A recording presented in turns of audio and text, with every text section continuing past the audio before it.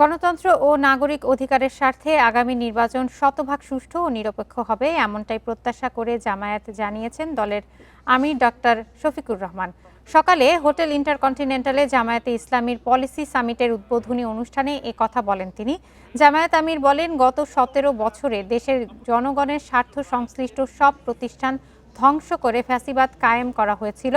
দুর্নীতি বিরোধী বিচার বিভাগের স্বাধীনতা রক্ষা এবং সংস্কারের পক্ষে অবস্থানকারী যে কোনো রাজনৈতিক দলকে আগামীর অগ্রযাত্রায় সঙ্গী করবে জামায়াত। নতুন রিন গভীর থেকে পরিষ্কার করে কাপড়কে রাখে নতুনের মতো উজ্জ্বল। নতুন রিন অ্যাডভান্সড পাউডার একটি উন্নত বাংলাদেশের জন্য দেশের সকল অংশের মানুষকে ঐক্যবদ্ধ এবং সহযোগী হবারও আহ্বান জানান ডাক্তার শফিকুর রহমান। ভবিষ্যতের বাংলাদেশ হবে বৈষম্যহীন, স্বচ্ছ ও মানবিক রাষ্ট্র, যেখানে বিভাজন নয় বরং আশা এবং ঐক্যই হবে রাজনীতির মূল লক্ষ্য।